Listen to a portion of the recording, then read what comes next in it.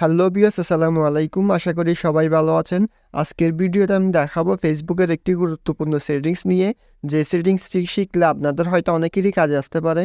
বর্তমানে আমরা কম বেশি সবাই ফেসবুক ইউজ করে থাকি, তবে তার মধ্যে অধিকাংশ ব্যবহারকারী কিন্তু আমরা ডেটা ইউজ করে ফেসবুক চালাই। তো যারা ডেটা ইউজ করে আমরা ফেসবুক চালাই তাদের জন্য আজকের ভিডিওটি অত্যন্ত গুরুত্বপূর্ণ, কারণ আজকের ভিডিওর মাধ্যমে আমি দেখাবো আপনারা কিভাবে ফেসবুক ইউজ করেন ডেটা প্যাক খরচ কমিয়ে আনতে পারবেন। তো চলুন আর দেরি না করে আজকের ভিডিওটি শুরু করি। ভিডিওটি শুরু করার আগে আপনাদের কাছে একটি রিকোয়েস্ট থাকবে, আপনারা যারা আমাদের চ্যানেলে নতুন আমাদের চ্যানেলটিকে সাবস্ক্রাইব করে দিবেন, এবং আপনি যদি আমাদের ফেসবুক পেজ থেকে ভিডিওটি দেখে থাকেন তাহলে ফেসবুক পেজটি ফলো করে দিবেন। তো চলুন আর দেরি না করে ভিডিওটি শুরু করি।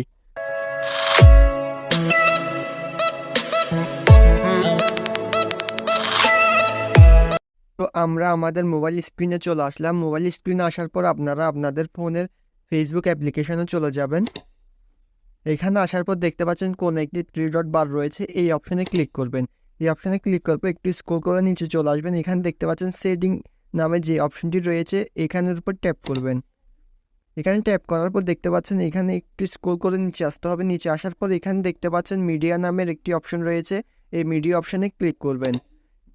এখানে আসার পর এখানে দেখতে পাচ্ছেন ডাটা সেভার নামে একটি অপশন রয়েছে, এইখানের উপর আপনারা টিক মার্ক দিয়ে দিবেন, কারণ এইটা হচ্ছে আপনার মেইন ডাটা সেভের অপশন। এটা যদি আপনি অন রাখেন তাহলে আপনার ডাটা কিন্তু 100% থেকে 60%-এর মধ্যে চলে আসবে। অর্থাৎ আপনার আগে ফেসবুক চালালে যেখানে 100 MB খরচ হতো সেখানে এখন 60 MBর মধ্যে চলে আসবে।